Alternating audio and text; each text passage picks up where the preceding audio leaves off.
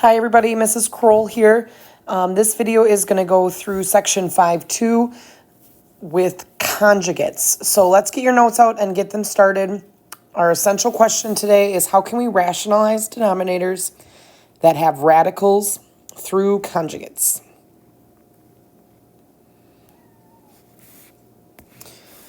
Okay, so we have talked about in our rules for radicals that we cannot have a radical in our denominator.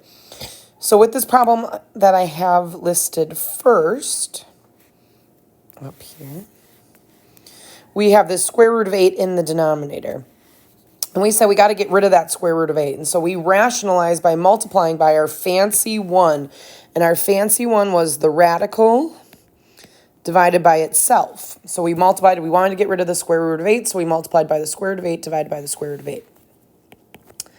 What that did was when we multiplied by itself for that radical, it gave us the value of 8 in the denominator and got rid of the square root. And that 2 that we had, that kind of came through to be 2 times 8. In the top, we multiplied outsides and insides to get 10 square root 8. So that this problem became 10 square root 8 over 2 times 8, which would be 16.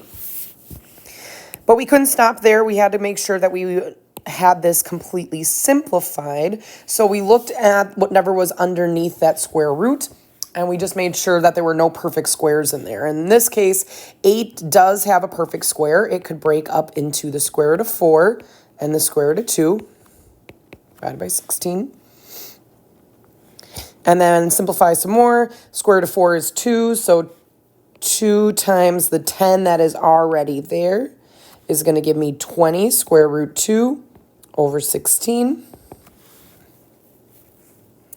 And then finally we looked, 16 and 20 are both divisible by 4, so the last step that we could have here would be divide out those numbers in the front and simplify that fraction, so that we would have 5 square root 2 over 4 for a final answer. Now, when we look at some more dividing today, we are going to look at things that have addition and subtraction, I should say, or subtraction, in between the number and the radical, which was different than what we had up in this first problem when we rationalized the other day. That was just multiplication, so we could just multiply by that radical. Now that we have this addition in between, right, same type of problem, same numbers, but that denominator is different, I cannot just multiply by the square root of 8 over the square root of 8. To get rid of this radical in that denominator, we need to use something that is called conjugates. So pause the video if you need to, but what are conjugates? They are the same pieces with opposite signs. They are all binomials, and we use them to rationalize out the denominator that have addition and subtraction. So you can see that they're the same thing. So 3 minus the square root of 5. Now, the conjugate of that would be the exact same thing. It's 3 and the square root of 5, but instead of the minus sign, the conjugate is going to be the opposite sign. So that's going to be the plus sign.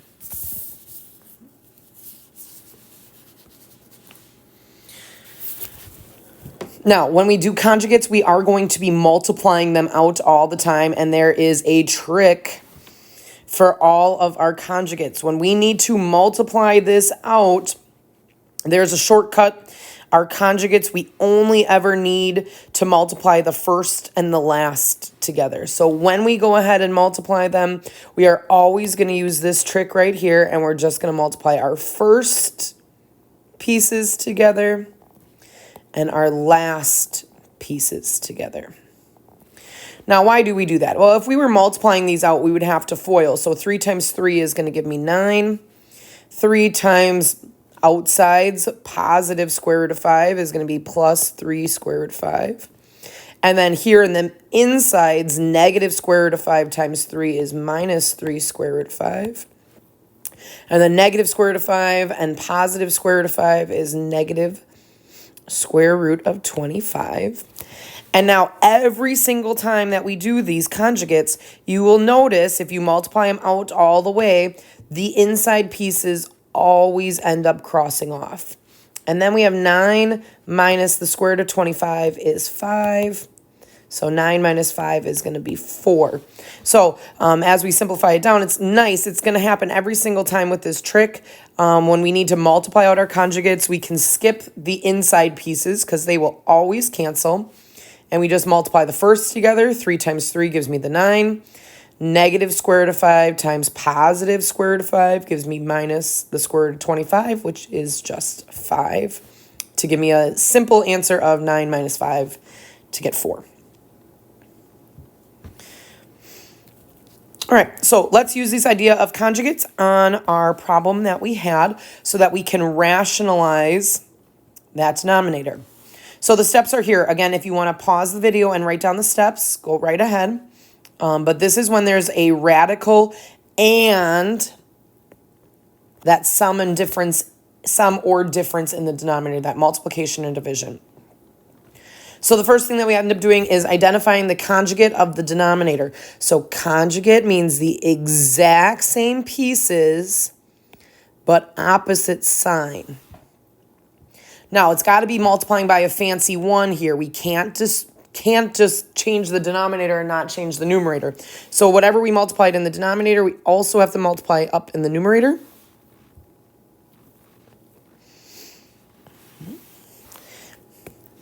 And then we're just going to multiply these out. So now we have the conjugate identified. It's the same exact thing, but the opposite sign. So this is 2 plus the square root of 8. So the conjugate was 2 minus the square root of 8. That was step 1. Now step 2, multiply by the conjugate in the top and the bottom. So as we multiply these conjugates together in the denominator, we only need to do the first and the last. So the first together would be 2 times 2. To give me 4. Then we're going to have the next one, square root of 8 times the square root of, times the negative square root of 8 is going to be negative. Now square root of 64, which I know is going to be 8. It's going to write what those multiplications are underneath them. But then as I put that down here, 4 minus the 8 that we have. Now, as we multiply the numerator, we are going to take 10 times this whole thing. So the 10 needs to get distributed out to both of them. So 10 times 2 is 20. And then outsides and insides multiplying 10 times the negative square root of 8. So it's going to be minus 10 square root of 8.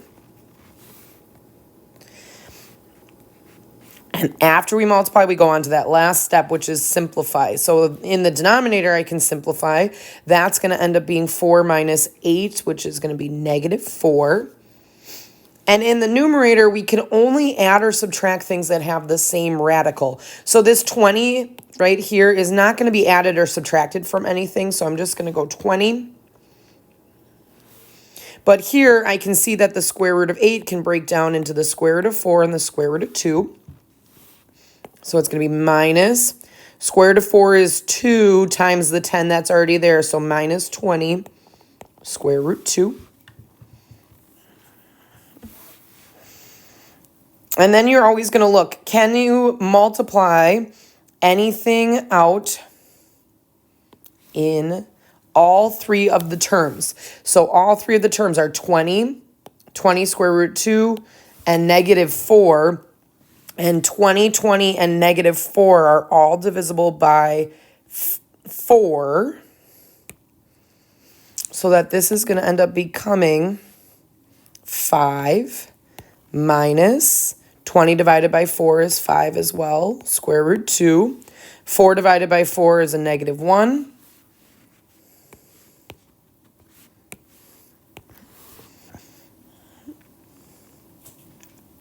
And if I divide everything by a negative 1, that just changes everything's signs. So it's going to be negative 5 plus 5 square roots of 2.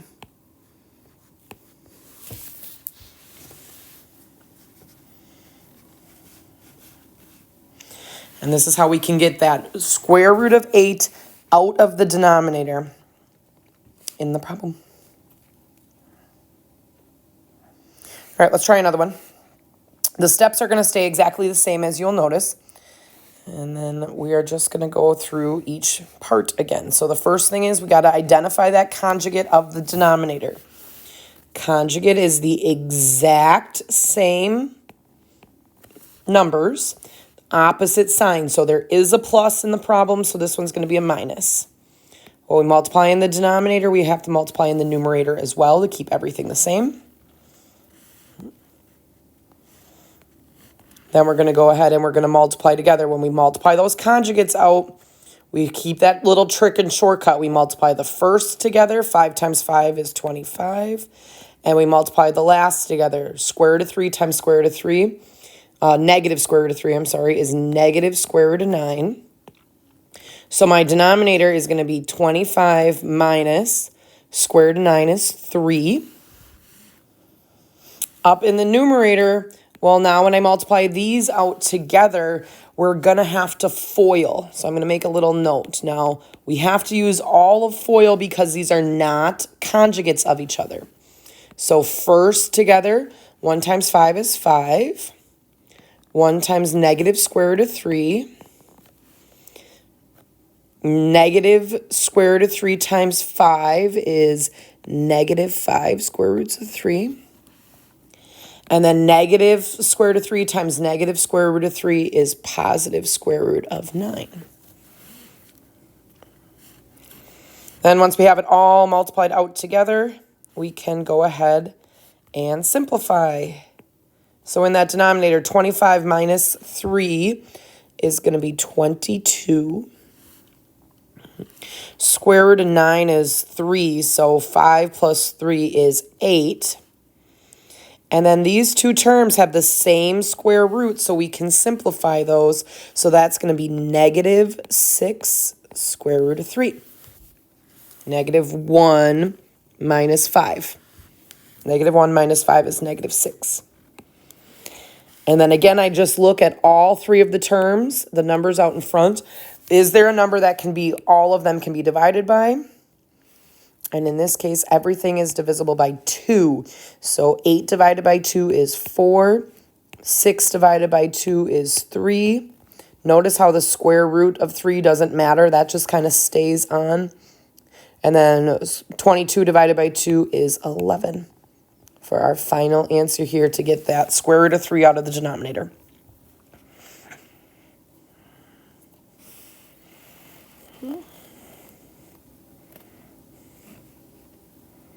Okay, last one that we're going to do here. Now you can notice that there are 2 radicals in the denominator. But the idea of the conjugate is still exactly the same. So we're going to identify the conjugate in the denominator. All right, since we're adding those radicals together, that's how I know I'm going to end up doing conjugates. But they're the same exact pieces, but opposite signs. So it's going to be square root of 3 minus square root of 7. Multiply in the denominator. We also have to multiply up in the numerator. Then we're going to multiply these out. When we multiply the conjugates, we'll use that shortcut. First and last. Square root of 3 times square root of 3 is square root of 9. Square root of 7 times the negative square root of 7 is negative square root of 49. So that this denominator becomes square root of 9 is 3 minus 7. In the numerator, this 9 is going to get distributed out to both pieces. So 9 square root of 3 minus 9 square root of 7.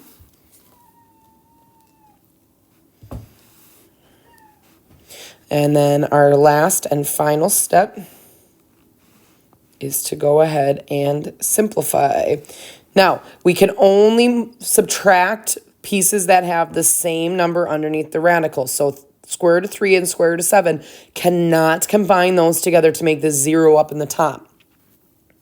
So we're just going to leave those 9 square roots 3 minus 9 square root 7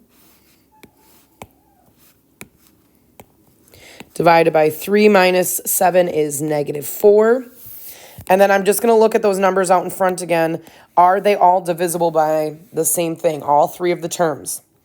And in this case, they are not. So this is my final answer. There's nothing else that I can simplify here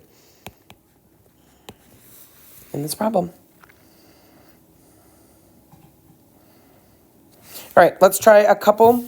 All dividing radicals, some of them use conjugates and some of them do not. Some of them use the rules that we've talked about before with dividing these radicals. So take a second, pause the video here, try each one of them, and then once you're done, you can come back and I will go through each problem, how to do them specifically, so that way you can use them as a reference.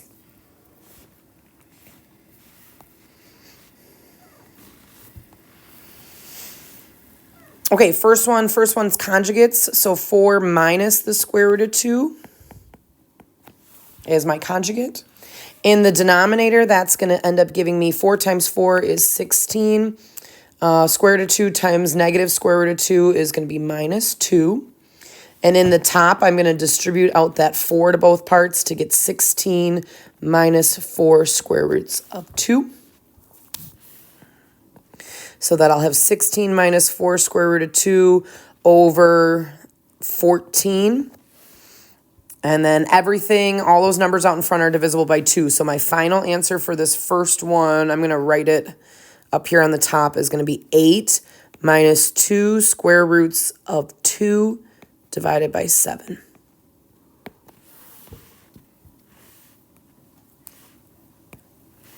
All right, changing colors for this next one.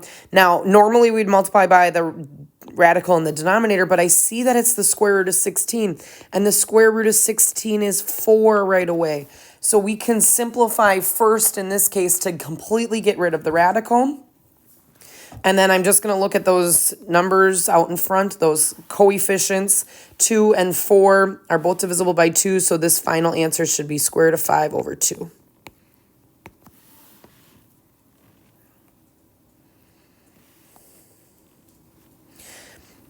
All right, next one, we got to multiply by the square root of 3 over the square root of 3 to rationalize. So that as we multiply this out, it's going to give me 5 square root 3 over 3. Looking at those 5s and 3s, there is nothing that we can divide those by, so that is our final answer. All right, last one that we are going to do here is going to be another conjugate. So we are going to multiply by the square root of 10 plus the square root of 2. So that denominator is going to be first together 10 square root of 100 minus square root of 2 times square root of 2 is square root of 4, which is going to be 2. Up in the numerator, we are going to distribute out the square root of 7 to both parts so that we get the square root of 70 plus the square root of 14.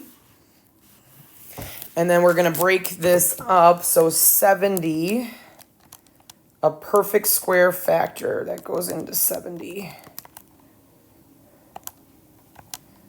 Actually, there is not a perfect square factor that goes into 70, so that's going to stay the same. And same thing with 14. There's not a perfect square factor that goes into that one either. So this is going to be the square root of 70 plus the square root of 14 all over 8.